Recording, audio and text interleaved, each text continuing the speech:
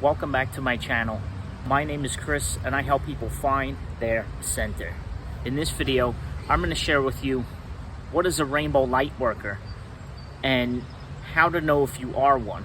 So, rainbow light workers are linked to the Cree prophecy, the Hopi Prophecy that was put out in the 1970s that said basically when the earth is in its most dire state, when it's in its most dire need, when structures are falling away, when most of the trees are gone, our plants and animals are in danger, the human species is on the brink of destruction, is when warriors of the rainbow tribe, rainbow light workers, will come in to help raise the vibration on the planet. And warriors of the rainbow are connected to the heart chakra, connected to the divine feminine aspect, divine timing, divine rhythm of the natural earth, which was living in harmony with earth, living as one tribe. We are all one tribe. We are all the rainbow tribe, everybody on this planet. And earth put out a call in the 1970s and even earlier than that to go through the Great Awakening.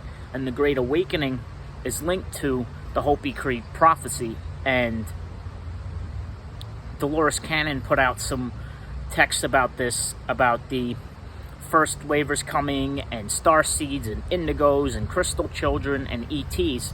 And she's got a special on Gaia TV that she put out in August 2010, talking about the splitting of Earth, about how Earth is going in one direction. There's going to be a 3D Earth and a 5D Earth.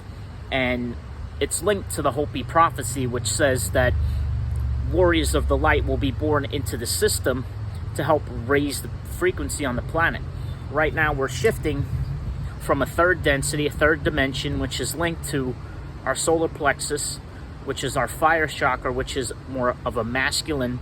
It's based on the ego. It's based on self only, not looking out for others, and the patriarchy, and it's been imbalanced. So now we're shifting to a heart chakra, the heart chakra, which is literally the center of our consciousness. If you look at it from, there's 7 chakras, 3 lower, 3 upper. The heart chakra is the middle of them, and we're shifting more towards the heart chakra, which is more about helping others. It's more about stepping into your power. It's about authenticity, and structures that are out of alignment, that are ego-based, that are based on control and fear and lack are falling away. People, places, things, it's falling away. We're shifting on many levels. And the Hopi Cree prophecy says that warriors of the rainbow, warriors of light, rainbow light workers are being born into the system because it's needed to help remember about plant medicine, about living in harmony with nature, about the higher vibrations, because beyond the 4th and 5th dimension, many of us come born into the system and we remember things like spirituality, wisdom, the ancient ways of the goddess, and the 1320 timing frequency, and of us living in harmony and as one species, as one entity. We are all one. We are all united. So the rainbow, if you look at the 7 colors of the rainbow, they mirror the 7 chakras. So rainbow light workers are specifically, to me anyway, if you're watching this video, if you resonate with this kind of information, always go within. You're your own guru. Anyway, people of color, people of all backgrounds, especially for me, LGBTQ+, and people with special abilities, autism, ADHD, ADD, people that are different.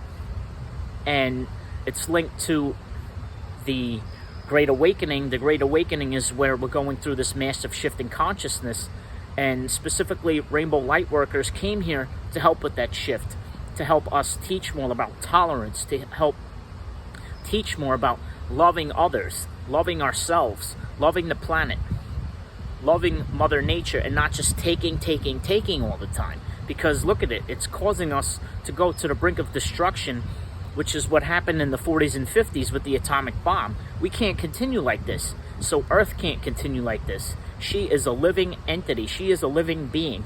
If you've seen Avatar: The Last Airbender, I think of it like a giant lion turtle, where we're on her back.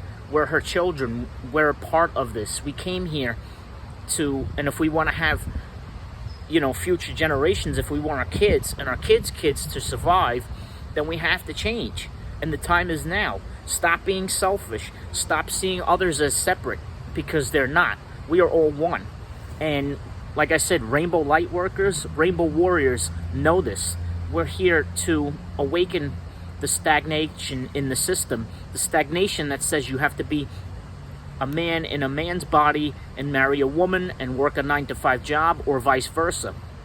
Trans people, LGBTQ+, pansexual, bisexual, gay, lesbian, queer, non-binary, and people with special abilities, autism, ADHD, ADD, are starseeds, and we're all here with the same mission, and that's to create more flexibility within the system. So how do you know if you're a Rainbow Lightworker? There's many different types of Lightworkers. There's different types of Starseeds, and specifically I'm talking about Rainbow Lightworkers here. How do you know if you are one? First of all, you Googled it. You're drawn to the information when you're ready for it. The Rainbow Lightworker, you can be one of the group that I just talked about, somebody with special abilities, somebody that's different, or you can be an ally or a parent or a relative of somebody that is in the Rainbow tribe, and that counts as you too. Everybody is a part of this, but us specific Rainbow Lightworkers came here with a specific mission, and that is to help with the Great Awakening and restore spirituality, restore wisdom, restore plant medicine, and getting back to a bit of how we existed in more ancient times, but with using modern technology in a balanced way that benefits all. So how do you know if you're a Rainbow Lightworker? Number one, you're drawn to the healing arts. You're drawn to this kind of information. You're drawn to Reiki. You're drawn to massage therapy, to homeopathics, to arts, to plants, to plant medicine. You're drawn to natural therapeutics and things that would ultimately benefit the collective. Art is a good example. Making music, things that are heart-centered, things that are more nurturing and compassionate, helping animals, and that kind of thing. Number two, you have a strong desire to help others and the planet, even if you don't like people. Like, I have a hard time being around what I call muggles, but I realize that's just a label, that's just a reflection. I like to be around other awakened beings, and as I start to go out and let go of that limiting belief that I'm the only one that's awake, I start to get in tune with more of my soul tribe, with more of the people that resonate with me on the same vibration. The rainbow frequency, the rainbow road, the rainbow light is a vibration, and we hold that vibration within our hearts. Everybody does. The specific group does too. So if you feel like drawn to help, but you want to help animals, you want to help people, but you have a disdain for the way that people treat each other, which is number three, is it's hard to be here on the planet Earth. You don't understand hate. You don't understand violence and anger and destruction and all of these other things and it's really hard to be here on this Earth plane. It really is, because the density has been so low for so long, and Starseeds, the Rainbow Lightworkers, are really sensitive to violence, to anger, to the news, the things that lower your vibration. And that kind of information just doesn't resonate with you. Number four, which is you resent any form of control. You resent any form of the government, authority figures, limiting beliefs, anything that tries to box you in, anything that tries to get you to stay as less than, anything that gets yourself and others, especially plants, animals, children, anything that tries to limit or control, you rebel from. You hate authority. You are used to being free. We're used to being free and expansive. And in this Earth plane, it can be very limiting to be in a physical body. It can be very limiting to you know, listen to the government that says that we have to stifle ourselves, you know, with respect to everything else. That's a totally different subject.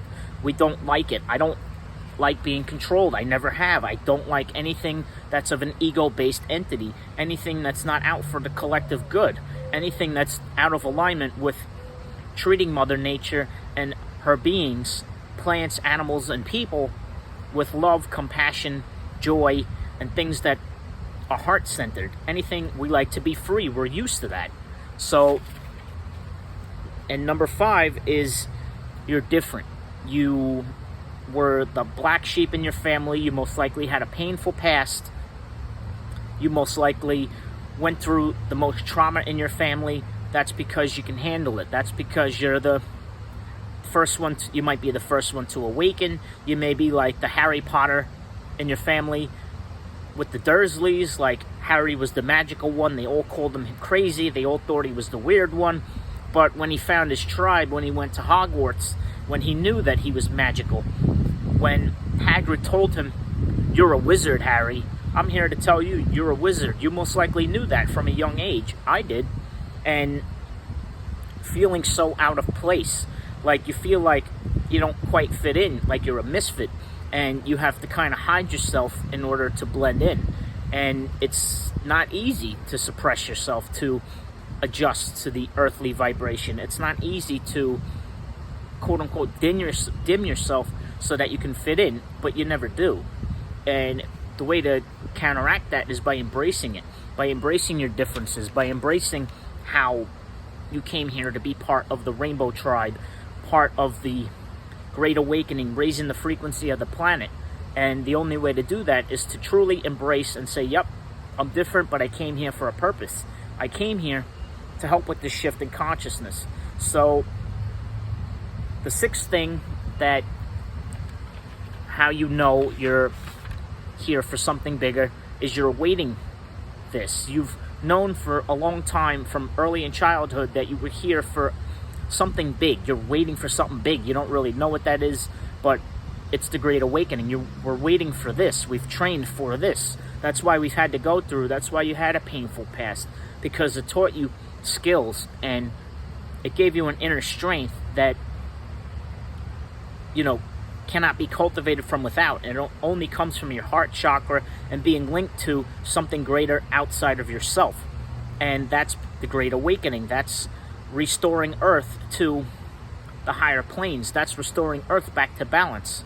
And number 7 is you're comfortable with spiritual terms. You're comfortable with videos like this. You're comfortable with esoteric and what people consider woo-woo.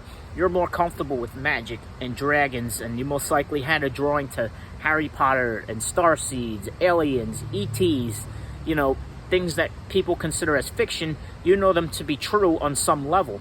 Just because we can't see dragons, I know they exist. I see them in my third eye sometimes. Anyway, just because we don't see it doesn't mean that it's not real. Reality is a dream. Reality is fluid.